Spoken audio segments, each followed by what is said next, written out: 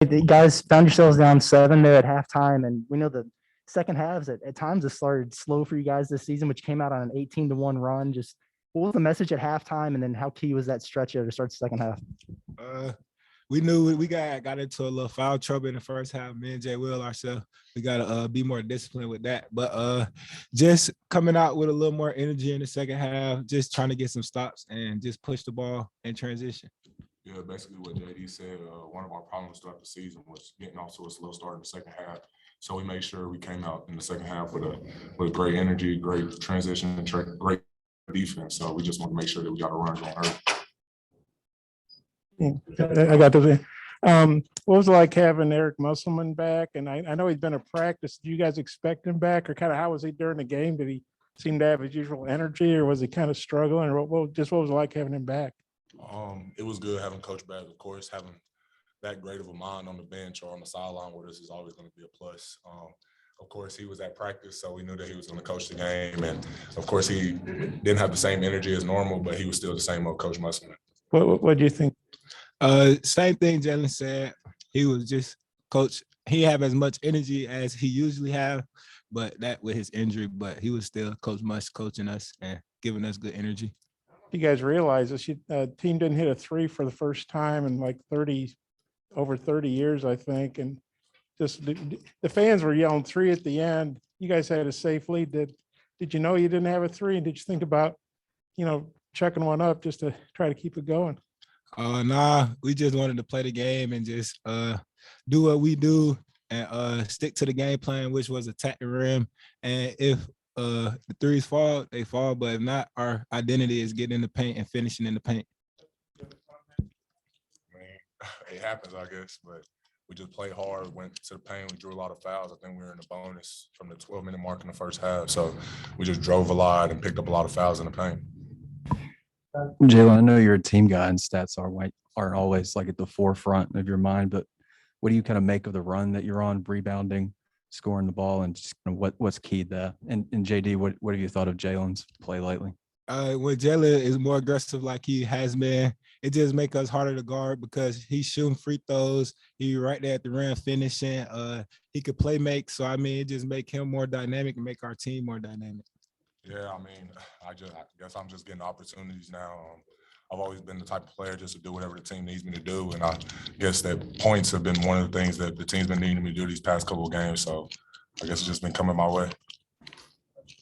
JD, you mentioned it earlier about getting in some foul trouble in the first half. How tough was it, both of you having to sit on the bench as the South Carolina kind of built their lead? And JD, this second game in a row, I think that you've had that issue. Is there anything you specifically working on to try to avoid that? I mean, I just out there playing hard, just can control what I can control, and I'm gonna just continue to be aggressive and just try to be a little more disciplined on my fouls. South Carolina is obviously a pretty physical team. They've been known to foul quite a bit. You guys tend to get to the free throw line a lot. How big of a point of emphasis was that? And getting 33 free throw attempts tonight, how key was that in the win? That was our game plan. We knew like that was one of the highest foul teams in the country, and we wanted the top teams that shoot free throws in the country. So I mean, it was just we got to get downhill and just play our game.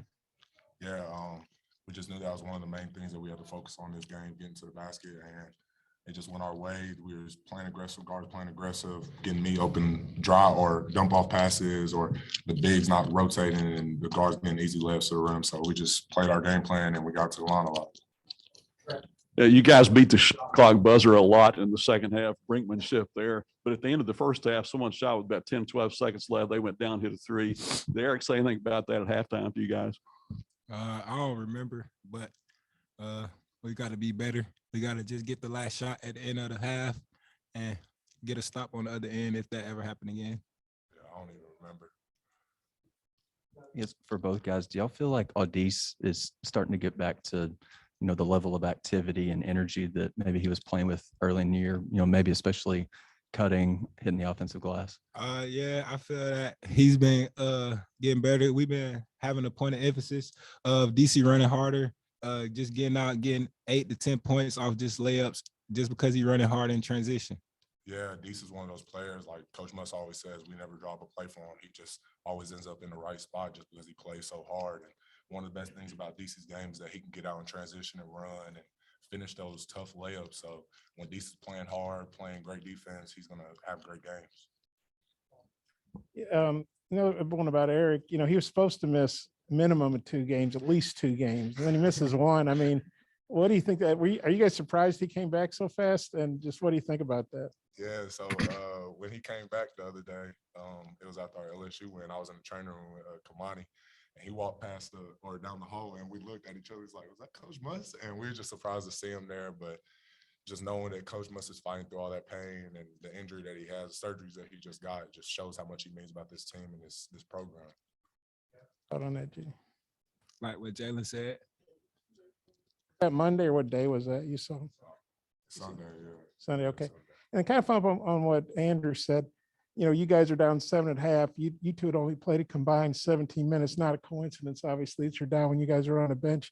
Well, what were you? How frustrating was that? And did you sort of tell yourselves, okay, we're gonna? And you both played with foul trouble, didn't foul out in the second half. Kind of what was the feeling of having to watch, and then what y'all did in the second half? Yeah, it was super frustrating knowing that we both wanted to be out on the court to help our team to get this win, of course. But going into halftime, going in the locker room, me and JD said to each other, like, we got to play smart. We got to play disciplined to make sure we stay out on the court. And coming out in the second half, we had to make sure that we didn't get no dumb fouls, and we just made sure that we stayed on the court. That's okay. You guys won 3 in a row now, so you're on a pretty good run. You got another home game coming up Saturday, a revenge shot against the Aggies. Just how do you feel about where you guys are? And you're on a bit of a roll now, obviously going the right way. I feel like it's a great opportunity just to keep rolling. We lost a tough one at Texas A&M, and that just been in us just ever since we left from out there. So, I mean, we just going to come with that same energy. Yeah, I feel like we're getting better as a team every single game. We're learning more about each other, building chemistry every game, just getting better on defensive side of the ball and the offensive side of the ball. So I'm ready to play.